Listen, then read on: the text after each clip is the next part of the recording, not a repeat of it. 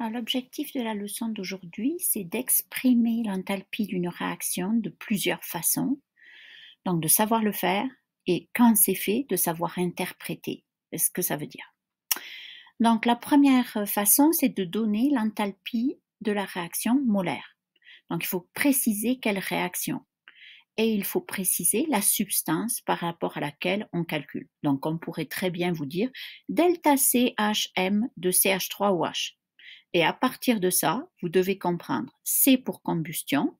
Donc, il faut écrire une réaction de combustion du méthanol. Et puis, la valeur, le nombre de kilojoules, par exemple, par mol qu'on vous donne, eh bien, c'est par rapport au méthanol. Alors, si on regarde ici, d'abord, on va faire un petit rappel sur les réactions de formation. Ce sont des réactions de synthèse à partir d'éléments.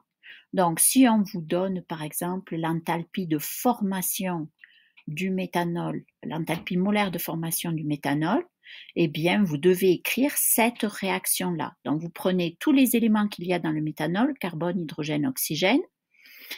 Vous n'oubliez pas que l'élément hydrogène, c'est la molécule H2 et pareil pour l'oxygène, O2. Et ensuite, puisque c'est une enthalpie de formation molaire, il faut qu'ici, il y ait une seule mole de CH3OH. Alors, nous avons l'habitude d'équilibrer les réactions de cette façon-là, avec des coefficients qui sont des nombres entiers. Bon, donc, il nous faudrait ici, pour avoir O2, déjà, il nous faudrait 2 molécules de méthanol, donc ça va donner 2 atomes de carbone et 4 molécules de H2. Bon, si vous donnez l'enthalpie de cette réaction, bien, vous pourriez dire l'enthalpie de formation de CH3OH, parce que c'est une réaction de formation, n'est-ce pas? L'enthalpie de formation de CH3OH, c'est un certain nombre de kilojoules, le nombre de kilojoules donc libérés par cette réaction. Mais attention, ce n'est pas une enthalpie molaire ici, parce que vous avez formé 2 moles de CH3OH. Donc, pour avoir l'enthalpie molaire, il faudrait prendre cette équation et diviser tous les coefficients par 2.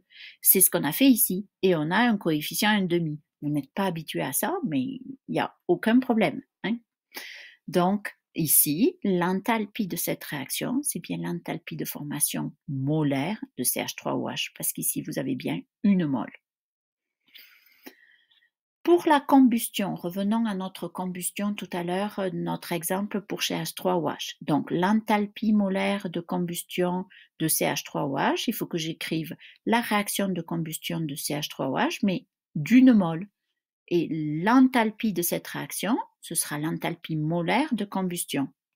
Bon, comment je trouve les coefficients? Je peux très bien écrire déjà une réaction équilibrée pour l'enthalpie de combustion du méthanol.